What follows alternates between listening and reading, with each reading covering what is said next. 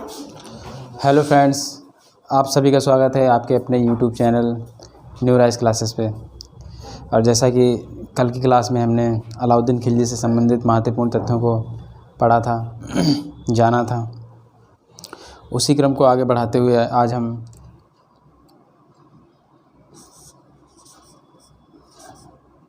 न्याय प्रशासन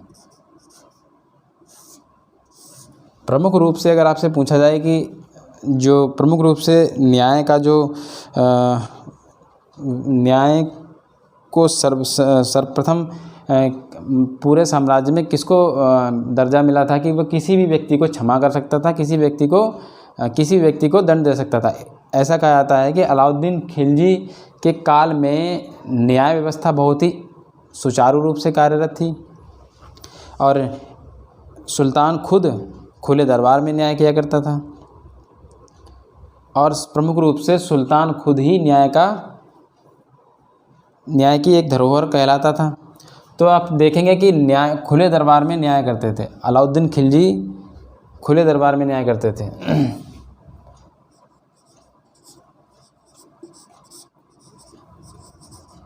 खुले दरबार में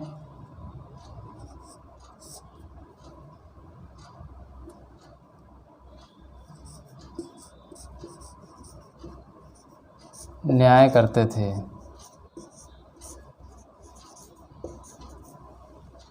प्रमुख रूप से सुल्तान ही न्याय की धरोहर माना जाता था। इसके बाद दोस्तों केंद्र में सद्र जहां या काजी उल कुजात नामक एक अधिकारी हुआ करते थे।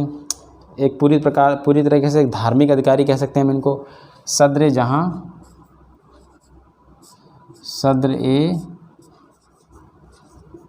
जहां या काजी उल कुजात या काजी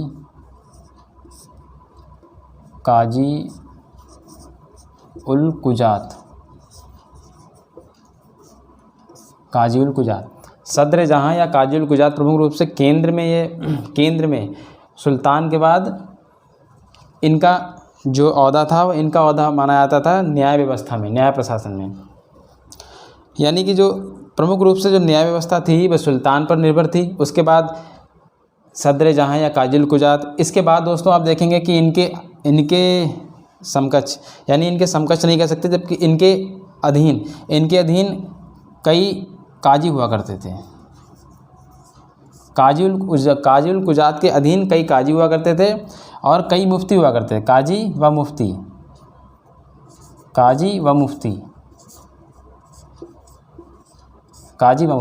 इनके अधीन, काजी उल कुजात के अधीन कई काजी हुआ करते थे व मुफ्ती हुआ करते थे। काजी दोस्तों जो कि प्रांतों में, ज़िलों में, नगरों में, उन जगहों पर काजी न्याय की व्यवस्था देखा करते थे। उनका सहयोग देने के लिए मुफ्ती हुआ करते थे, जो कि एक एक धार्मिक व्याख्याता के रूप में जाने जाते हैं मुफ्ती। तो इस प्रकार से काजी उल कुजात अलाउद्दीन खिलजी यानी सुल्तान के बाद दूसरा न्याय का प्रमुख व्यक्ति था।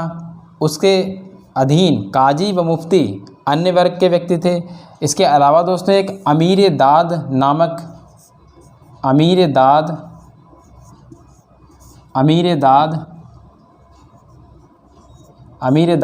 एक व्यक्ति, एक अधिकारी हुआ करता था, यानी न्याय से संबंधित। अमीर दाद यानी कि एक अन्य अधिकारी हुआ था। कार्य इनका ऐसे प्रभावशाली व्यक्तियों को दरबार में प्रस्तुत करना होता था जिनके खिलाफ कोई मुकदमा चल रहा हो और वह इतने शक्तिशाली वर्ग के हों जो कि वो खुद से ना आए, उनको लाया जाता था। तो अमीर दाद का क्या काम था कि ऐसे शक्तिशाली वर्ग के लोगों को जिनके खिलाफ कोई मुकदमा चल रहा हो, या प्रांतपतियों को या खूत मुकदमों को जो कि बहुत प्रमुख रूप से अमीर वर्ग के हों, उनको दरबार में प्रस्तुत करना, क्योंकि उन्होंने प्रमुख रूप से राजस्व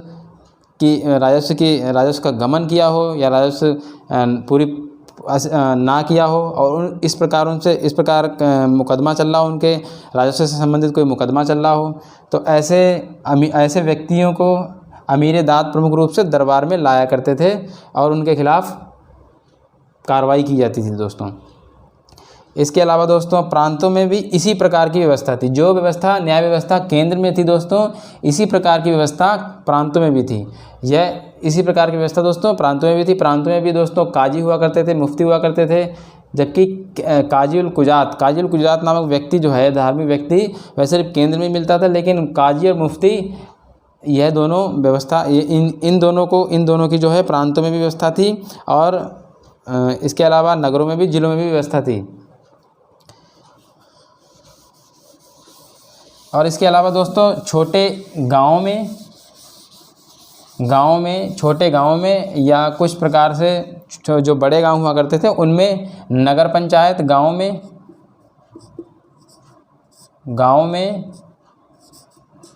नगर पंचायत, गांव में पंचायत, सॉरी माफ़ी चाहूँगा दोस्तों, पंचायत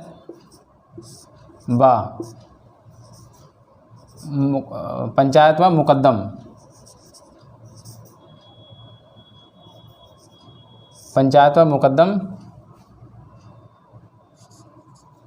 न्याय व्यवस्था से संबंधित थे।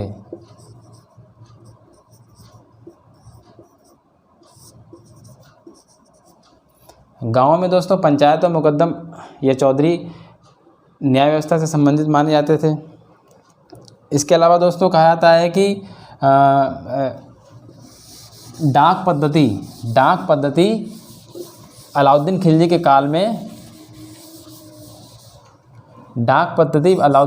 काल में बहुत ही सुचारू रूप से कार्य कर रही थी।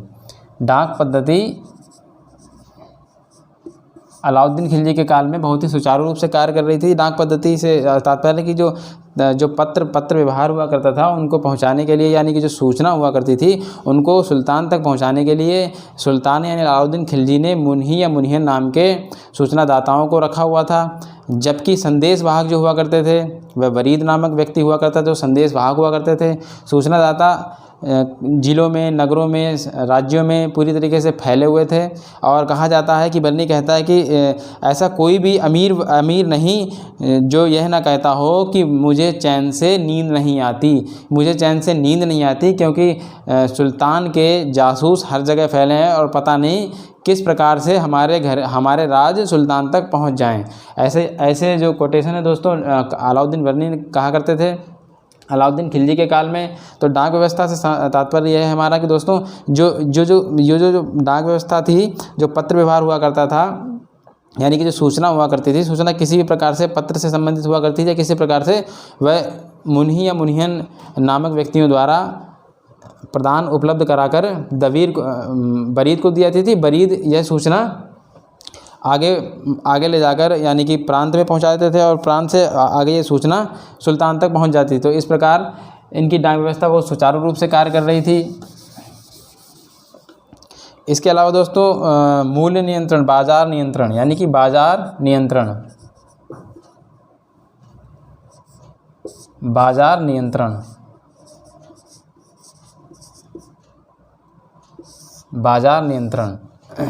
कहा जाता है कि मोरलैंड के अनुसार सारे देश में भावों को गिराने की कोशिश नहीं की गई थी, सिर्फ दिल्ली में ही भाव को गिराने की कोशिश, मूल्यों को निश्चित करने की कोशिश की गई थी। मोरलैंड के अनुसार, किसके अनुसार दोस्तों, आपको यह ध्यान रखना है कि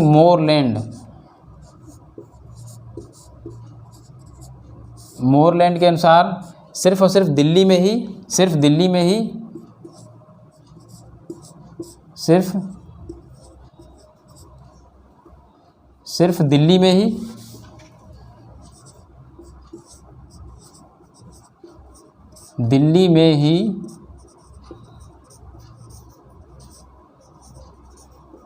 मूल्यों को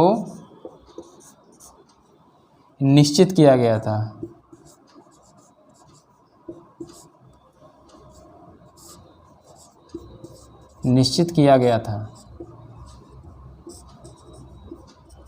सिर्फ और सिर्फ दिल्ली में ही मूल्यों को निश्चित किया गया था, अन्यथा इन्होंने कहीं भी मूल्यों को निश्चित करने की कोई भी घोषणा नहीं की थी। दोस्तों होता क्या है कि जो दिल्ली में जो इनकी सेना हुआ करती थी प्रमुख रूप से उस सेना का भार इन पर ज़्यादा ना पड़े, उसके खर्च का वहन इन साम्राज्य पर ज़्यादा ना पड़े, कोष पर इसका वहन ज़्यादा ना पड़े। इस प्रकार इसलिए इन्होंने सिर्फ और सिर्फ दिल्ली में मूल्यों को निश्चित किया था, अन्यथा इन्होंने कहीं भी मूल्यों को निश्चित नहीं किया था। निश्चित मूल्यों में कोई वृद्धि नहीं की जा सकती दोस्तों। इन निश्चित मूल्यों में कोई भी किसी प्रकार से वृद्धि नहीं की जा सकती थी। इसके अलावा इन्होंने परवाना नवीस,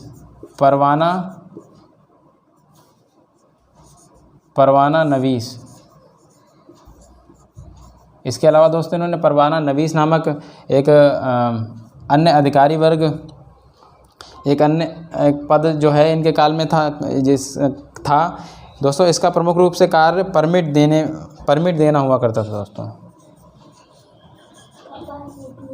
परमिट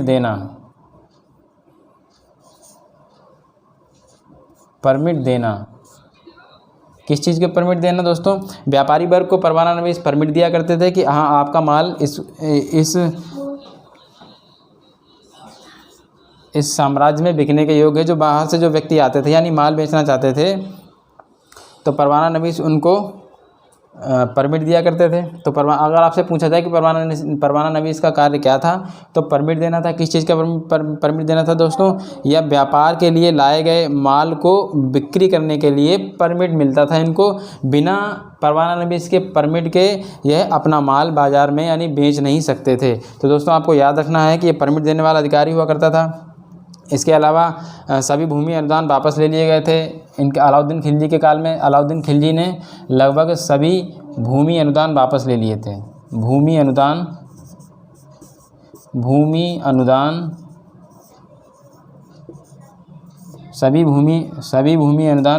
वापस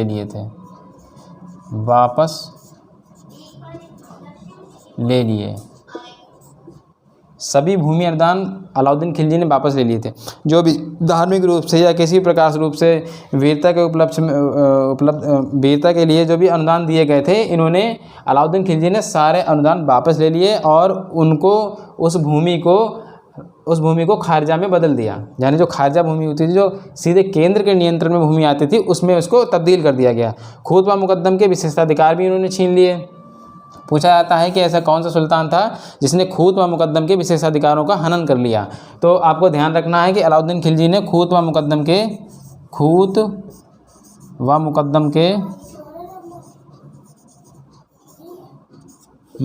के विशेषाधिकारों का हनन किया। विशेषाधिकारों का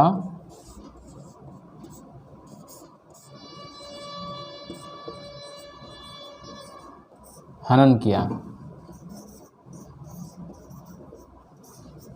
अलाउद्दीन खिलजी ने खूत व मुकद्दम के विशेषाधिकारों का हनन कर लिया, क्योंकि खूत व मुकद्दम जब प्रजा से राजस्व वसूला करते थे तो यह मतलब बहुत ही अत्याचार किया करते थे प्रजा पर और अत्यधिक मात्रा में राजस्व वसूला करते थे। जबकि ये राजस्व वसूल कर उनको अपने पास रख लिया करते थे और जिस मात्रा में राज्य की मांग हुआ करती थी उतनी मात्रा में राज्य को राजस्व उपलब्ध कराया जाता था। जबकि अधिक से अधिक इनका काम होता था अधिक से अधिक राजस्व वसूल करना। इसलिए इन्होंने खूत व मुकद्दम के विशेषाधिकारों को इन्होंने जब्त कर लिया, हनन कर लिया अलाउद्दीन खिलजी ने। दोस्तों इनकी कर प्रणाली के बारे में हम देखेंगे, थोड़ा जानेंगे।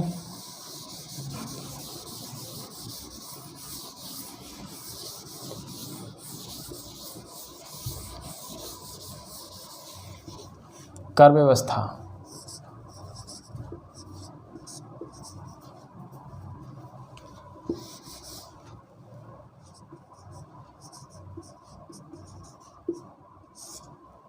कर व्यवस्था कहा जाता है दोस्तों कि अलाउद्दीन खिलजी ने सर्वप्रथम सर्वाधिक कर लिया था। यानी कि सल्तनत काल में अलाउद्दीन खिलजी से पहले जितने भी सुल्तान आए उन्होंने कर को 1/2 नहीं लिया, जबकि अलाउद्दीन खिलजी ने 1/2 भाग राजस्व का लिया, कर के रूप में लिए।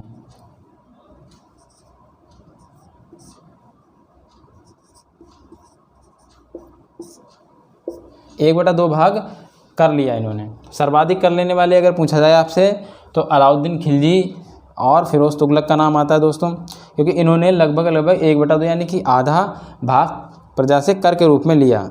इसके अलावा दोस्तों वास्तविक, सर्वप्रथम अगर आपसे पूछा जाए कि सर्वप्रथम वास्तविक आय पर पूछा जाता है कि सर्वप्रथम वास्तविक आय पर राजस्व निश्चित किसने किया, तो वास्तविक आय पर राजस्व निश्चित करने वाला सर्वप्रथम अलाउद्दीन खिलजी ही थे।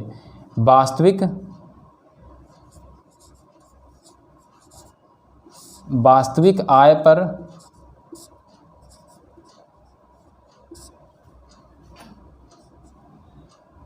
कर लिया। पूछा जाता है कि वास्तविक आय पर राजस्व निश्चित किया गया, यानी कि वास्तविक आय पर कर लिया गया, वास्तविक आय पर राजस्व निश्चित किया गया कि हाँ जो वास्तविक आय होगी उसी में से आपको राजस्व का भुगतान करना है। तो आपसे अगर पूछा जाए कि दिल्ली सल्तनत काल में वह प्रथम सुल्तान कौन था जिसने वास्तविक आय पर राजस्व निश्चित किया या राजस्व लिया, तो आपको याद रखना है कि अलाउद्दीन खिलजी वह सुल्तान हैं। इसके अलावा दोस्तों इन्होंने एक अन्य काम किया था, खुम्स कर 4 प्रकार से लिया था दोस्तों। ज़कात जो कि एक इस्लामिक कर था जो सिर्फ मुसलमानों से लिया जाता, 40वां भाग हुआ करता था। इसके अलावा जजिया जो कि गैर मुस्लिमों से लिया जाता था, अपंग बच्चों से, महिलाओं से, इन लोगों से जजिया कर नहीं लिया जाता था। गैर मुस्लिमों से लिया जाने वाला जजिया कर था। इसके अलावा खुम्स नामक भी कर लिया जाता था। इसके अलावा चरी व घरी नामक भी कर अलाउद्दीन खिलजी ने लगाए थे। खुम्स का क्या था दोस्तों, खुम्स एक ऐसा ये युद्ध में या गड़े हुए खजाने में लूटा हुआ माल का भाग जो कि सैनिकों में और राज्य में इसका बंटवारा हुआ करता था। तो दोस्तों होता क्या था कि राज्य को 5वां हिस्सा मिलता था, राज्य को 5वां हिस्सा मिलता था।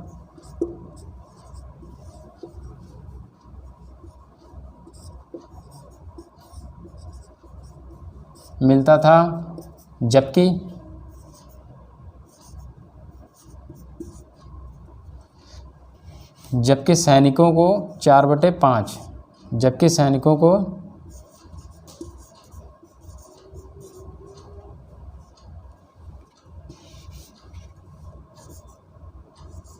4/5, जबकि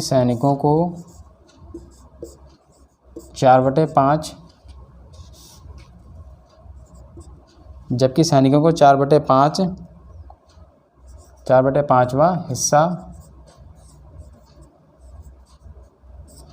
मिलता था। तो दोस्तों इसमें होता क्या है, अलाउद्दीन खिलजी व मोहम्मद बिन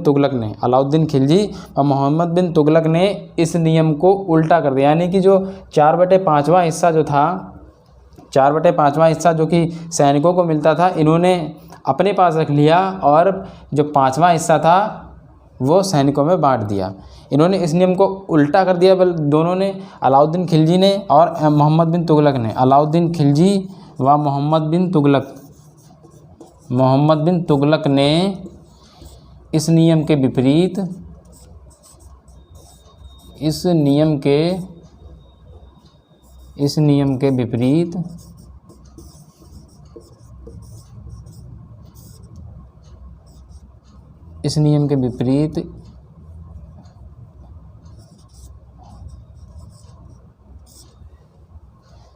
इसका संचालन किया, यानी कि इसको रखा।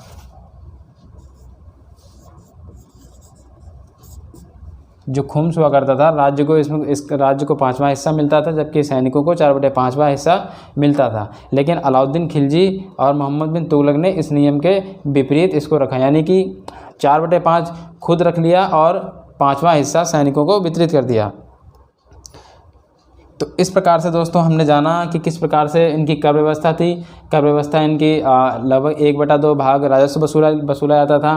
वास्तविक आय पर सर्वप्रथम कर इन्होंने लिया, जो कि वास्तविक आय हुआ करती थी। खुम्स में इन्होंने खुम्स का जो नियम होता था, यानी राज्य को जो गड़ा हुआ खजाना, यानी कि युद्ध में लूटा हुआ खजाना जो होता था, उसका 5वां हिस्सा मिलता था राज्य को, जबकि सैनिकों को 4/5वां हिस्सा मिलता था। इन्होंने अलाउद्दीन खिलजी व मोहम्मद बिन तुगलक ने इस नियम को उल्टा कर दिया, सैनिकों को 5वां हिस्सा दिया और 4/5वां हिस्सा खुद यानी कि सल्तनत के हिस्से में आता था, सल्तनत के हिस्से में ले लिया। तो दोस्तों ये था आज का हमारा वीडियो, जिसमें हमने अलाउद्दीन खिलजी के समय की शासन व्यवस्था, न्याय व्यवस्था और कर व्यवस्था के बारे में जाना। आशा करते हैं दोस्तों कि आपको ये वीडियो पसंद आया हो। और कल दोस्तों हम इनके अन्य तथ्यों, इन अलाउद्दीन खिलजी के विषय में अन्य तथ्यों को जानेंगे। तो आशा करते हैं दोस्तों आपको ये वीडियो पसंद आया हो। वीडियो देखने के लिए आप सभी का बहुत बहुत धन्यवाद।